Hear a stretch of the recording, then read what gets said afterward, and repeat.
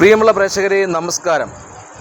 നമ്മുടെ കേരളത്തിൽ അപകടങ്ങൾ നിത്യ സംഭവമാണ്. പക്ഷേ അപകടങ്ങൾ സംഭവിച്ച് ആളുകൾ റോഡിൻ്റെ സൈഡിലും റോഡിലുമൊക്കെ കിടക്കുമ്പോൾ നമ്മളെപ്പോലുള്ള ആളുകൾ ഭൂരിഭാഗവും അത് കാണുകയും അതിനുശേഷം അവരുടെ ജോലിയുമായി ബന്ധപ്പെട്ട് മുന്നോട്ട് പോവുകയും ചെയ്യും. ചില ആളുകൾ ഈ വീഡിയോ എടുത്ത് സോഷ്യൽ മീഡിയയിലൊക്കെ പോസ്റ്റ് ചെയ്യും.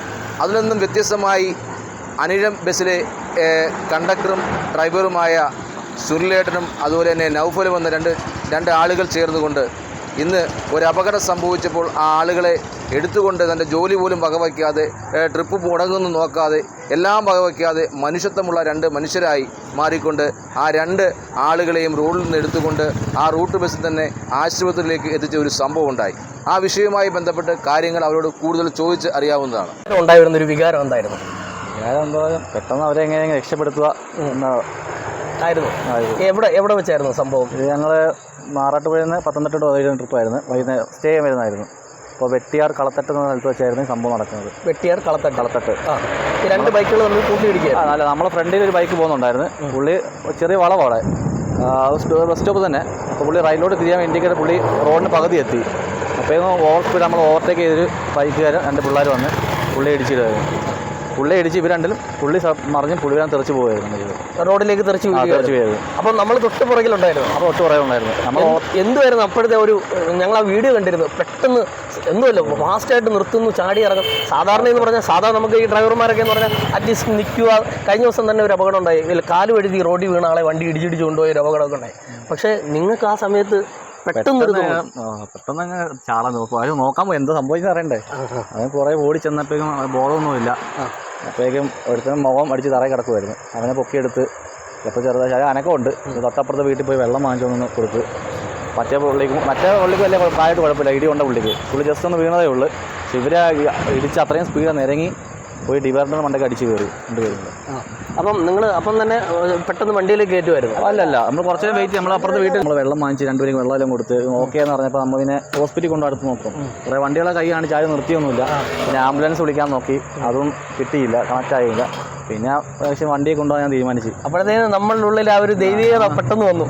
ഞാൻ പറഞ്ഞാൽ ഞാൻ ജോസ് കൈ എടുക്കുക. തൊട്ടപ്പോൾ ജോസ് ഹോസ്പിറ്റലുണ്ട്. അപ്പോൾ അവിടെ എടുക്കുമല്ലെന്ന് എനിക്കറിയത്തില്ല. ഞാൻ ചോദിച്ച് ജോസ് കൈ എടുക്കുമ്പോൾ അവിടെ നാട്ടിൽ കൊണ്ടുപോകാൻ കുഴപ്പമില്ലെന്ന് പറഞ്ഞു. അങ്ങനെ വണ്ടി കയറി ഞാൻ എടുത്തോളം കൊണ്ടുപോകുന്നു പറഞ്ഞു. അപ്പോൾ നമുക്ക് ട്രിപ്പോ പൈസ ഒന്നും അതൊന്നുമില്ല. നമ്മൾ എങ്ങനെയെങ്കിലും അടുത്ത ഹോസ്പിറ്റൽ എത്തിക്കുക എന്നുള്ളതേ ഉള്ളൂ. ആ ഒരു ജീവൻ രക്ഷിക്കുക എന്നുള്ളതായിരുന്നു.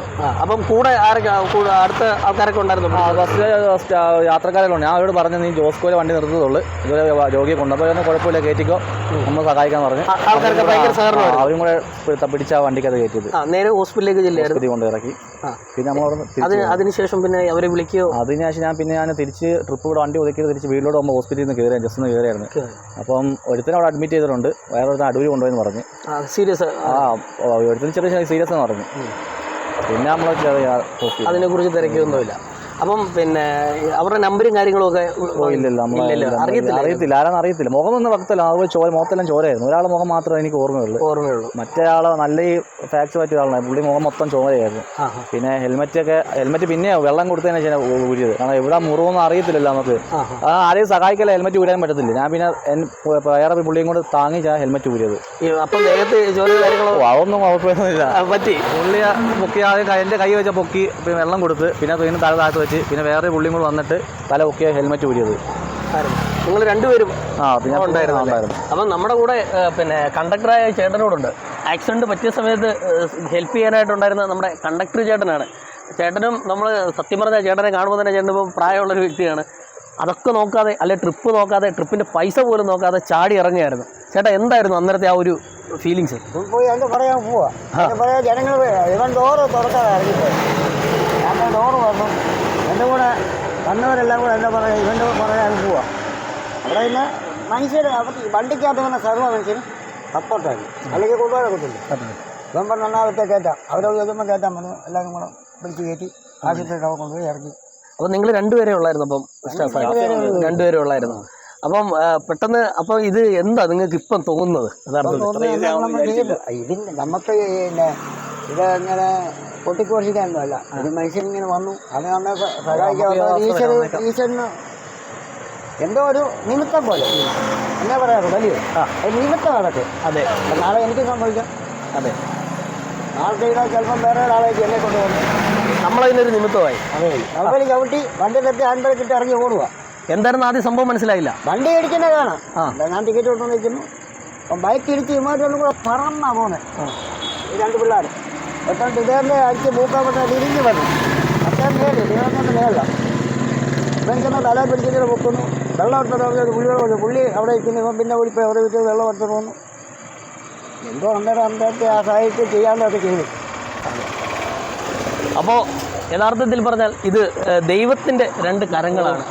ഈ മനുഷ്യ മനസാക്ഷി ഇങ്ങനെ നശിച്ചുകൊണ്ടിരിക്കുന്ന ഈ സമയത്ത് ഇതുപോലെയുള്ള നൂറുകണക്കിന് ആൾക്കാർ നമ്മുടെ ഈ സമൂഹത്തിൽ ജീവിക്കുന്നുണ്ട്.